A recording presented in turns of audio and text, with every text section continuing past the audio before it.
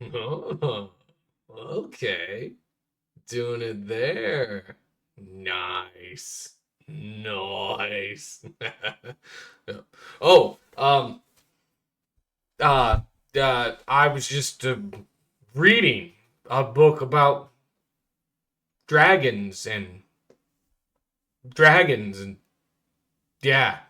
Hi, I'm Oxymoron, here to give my review on the second book in the Empyrean series by Rebecca Yarros, Iron Flame. This book is the Terminator 2 to the 1. It is the Two Towers to the Fellowship. It just really kicked it up a notch. In short, this book only went up from the last one. Raised the stakes, more intense action, deeper character development, spicier. I could go on and on. Before I get into that, I am going to be getting into spoilers, so I'm going to leave a timestamp here. If you want, please jump to this time in the video. It'll get you just to my rating and go past the spoilers. Otherwise, let's get into this book. So first off, I want to add this because I wasn't able to add this in my last review, but wanted to add it here is that something I loved from the last book, and they have a little bit of it in this one as well, is those extra Xaden chapters, his perspective from the first book. Such a unique thing to add that I like. Just as a little tidbit, I know some writers write the whole story again from a different character's perspective, but I really liked that they added it in as a little snippet in these books. It's really fun. It's super unique to see Zane's perspective. It's so cool to get more insight to his character as well as what he was thinking during those moments. So, leaving off from where the last book left us, Violet is now part of a rebellion and has now information that the Venom are real and that the whole continent and kingdom has been lying to them about this and the war in general. I must say, I expected this book from this starting point to go in a different direction. I thought it was going to go something similar to Hunger Games or Divergent or any of those series where it's just part of the rebellion now and her leading this resistance against the kingdom. But Rebecca surprised me, and I actually really like this, is that she still brings them back to Basgiath to continue out the school year and give us more to that world and to the war college. So that was really cool. Not expecting that, and I'm really glad that she did add it. A surprise, to be sure, but a welcome one. They get back to the war college after their skirmish with the Venom and healing and all that sort of stuff. And man, if you didn't like Dane before, you really just don't like Dane now, considering you think he's a traitor and all this stuff. And he kind of is, I'm not gonna lie. Oh boy. It's not help. You're not helping my case here, Dane. I'm trying to be, a good supporter for you, but you're not making it easy. At least, though, he's not as bad as his father. Papa Atos sucks so much. He's just horrendous, awful, cruel, and depending on stuff I'd love to talk in the future, possibly just dumb. But we learn that he's the one who orchestrated all the stuff to get them to that fight and skirmish with the Venom, which just sucks, and you don't know how involved Dane is. You assume that he's working with his dad fairly well, but you're not. They don't clarify that right away. But just wait, because this book kicks up super quick, even faster than the first one, and it had a great starting pace. But we are introduced to one of, I would say now, my favorite antagonist in this book, because he is just so despicable and evil, and I really love to hate him. But we are introduced to Varish, who is going to be added as a teacher to the school and basically watching over Violet and Xaden and trying to get them in trouble and being almost a right-hand man to Daddy Atos. And boy, Varish is something else. He is a sleazy scumball. And God, he just makes your skin crawl in the worst ways. Different to Jack before, he's a lot more intelligent, manipulative. He's not as just, I'm gonna try and strangle you. He's just watching them like a hawk. And what sucks is he also has a dragon. So while he may not be as murdery, Solus, who's a one-eyed orange dragon, he definitely is. In fact, he starts the school year with a bang. He just crispifies a whole bunch of students right out the get-go. Normally, like in the first book, when some run and the dragons kill them, yeah, well, Solus decided to go the approach of, well, I just need to hit in the general direction. I don't need to hit that specific student running. Friendly fire is friendly, you know?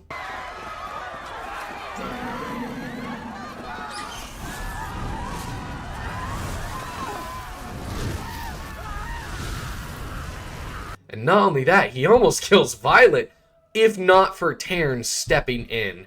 And it is really interesting and fun to find out that Solus and Tarn have beef. Not to just add to the stakes that Varys already hates Violet. He's got more reason to hate her now, considering what his dragon has done. In fact, one of my favorite lines from Tarn is, "If Solus comes near you again, he knows I will devour his human whole and let him rot within me while his heart still beats. And then I'll take the eye I so graciously left him." The man's aura. So the book continues on as normal, just continue through classes, and there's a lot of details I won't be able to go over, but something it captures really well is the stress and the built-up layers of everything Violet is having to go through, from keeping secrets from her friends, having Xaden gone and having to contact him and dealing with her curmudgeon of a dragon and his mate because they can't see each other, from Andarna being a teenager and being annoying and having to sleep most of the time, to Varys looking at just everything. She has so much built up, and man, the book makes you feel that pressure. You feel stressed and worried, and there's just too much to juggle and keep track of. With that also, her relationship is very strained in this book, even more so than the last. You thought there was stress in the last one? Oh boy, it's way more complicated now. And let me tell you, we love Shadow Daddy, but sometimes I want to throttle that man. He drives me up a wall with how he handles this relationship. The trust is just not there. The communication is just not there. And it's stuff that could easily be fixed.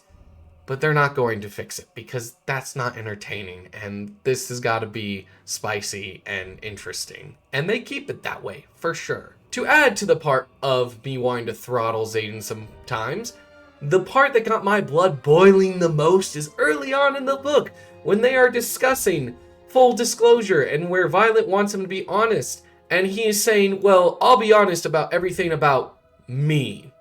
I want you to ask everything about me and to understand, but everything else with the rebellion or secrets like that, I can't share, you know. But everything about me is fine.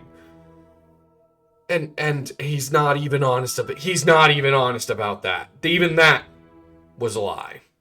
As the book continues, they talk about the next steps in their classwork, and the biggest one that adds the most stress and makes you just anxious the whole time of when is this coming is they talk about the torture scene, or within their school they have to basically make sure that if you were to be captured, you can withstand torture and not give out secrets.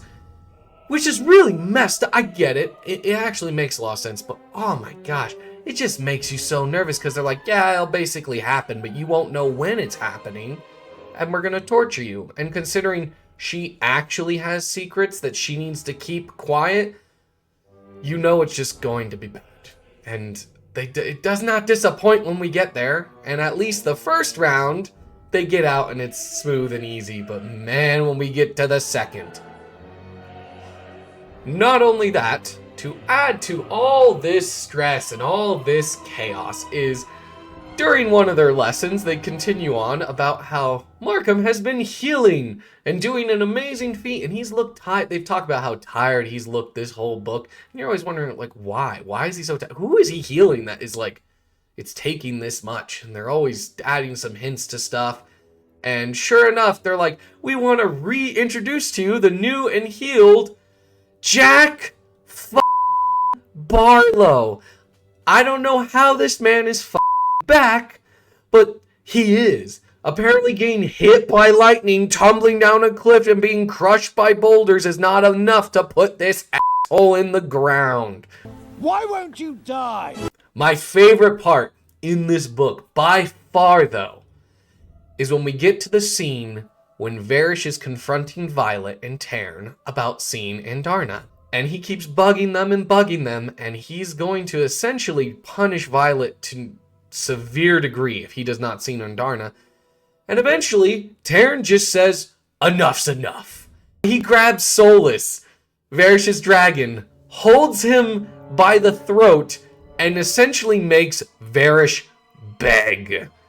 He has him go out, gets on his hands and knees to apologize to Violet, or otherwise Terran will just kill Solus, and then in turn kills Varish.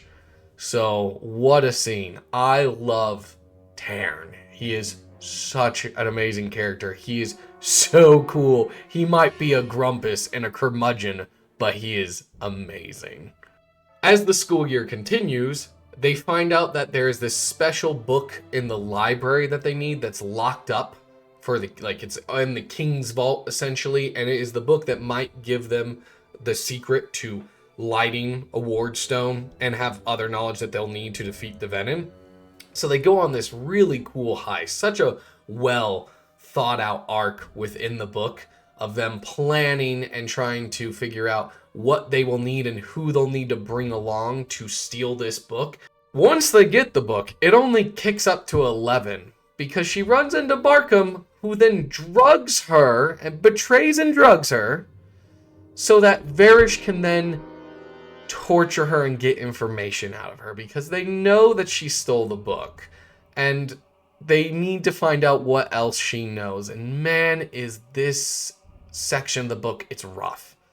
It is brutal because they're just essentially beating her up, doing horrible things to her, and then healing her so she's all right, so they can do it again and again and again and again, and the next day, And the next day, and the next day, and the next day, and the next day, and the next day, and the next day, and the and during this time, she starts to hallucinate Liam because she's so beaten and broken at this point and just hanging on by a thread.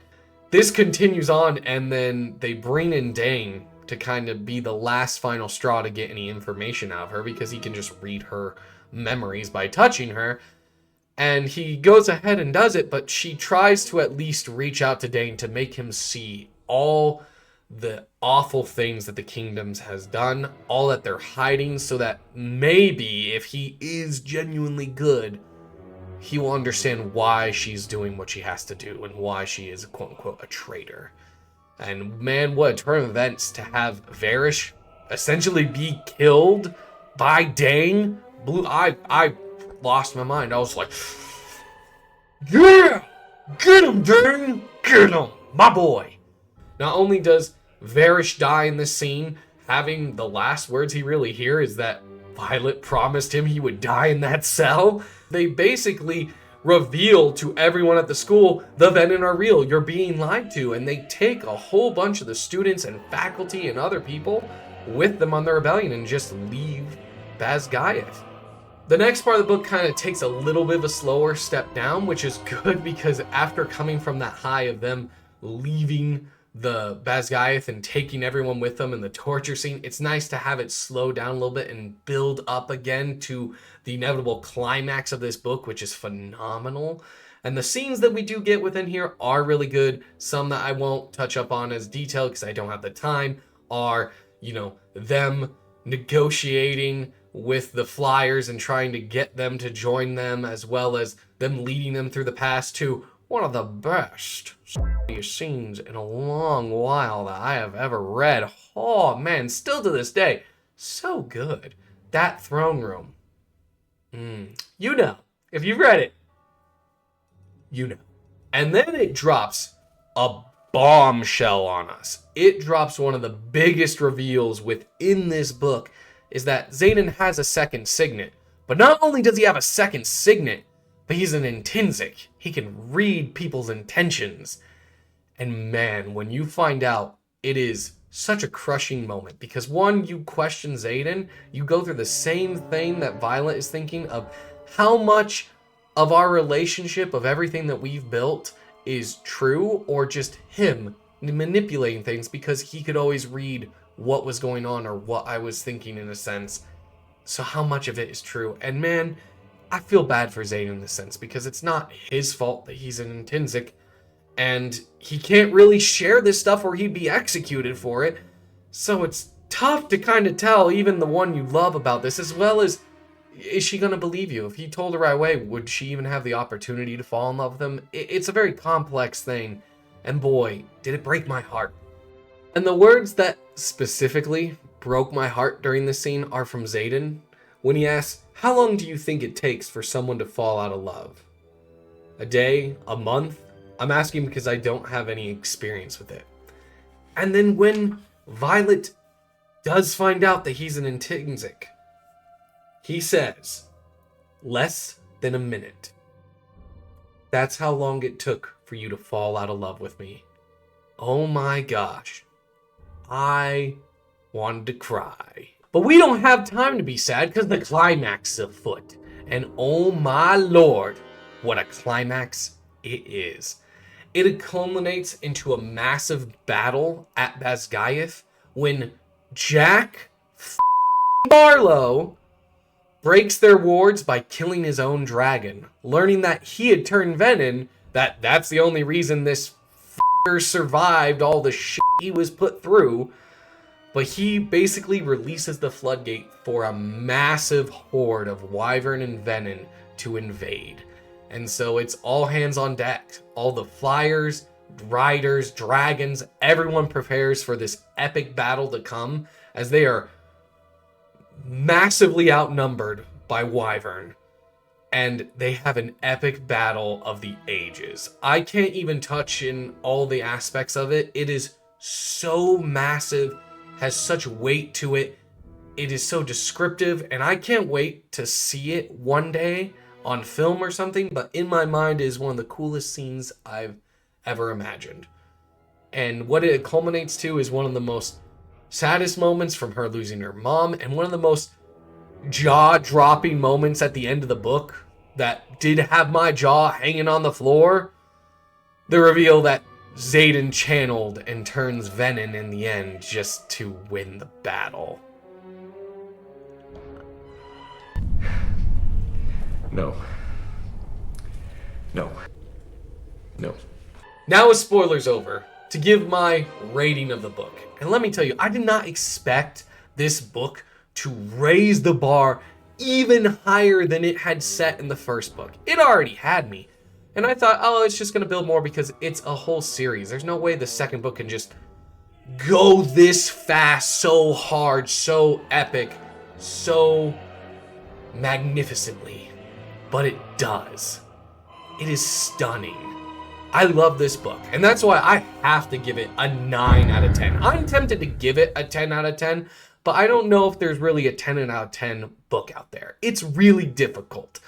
And maybe, depending on how this book fits within the rest of the series, I could bump it up to a 10. But that just shows how good this book is. When I'm contemplating giving it a perfect score, wow. Tells you a lot about it.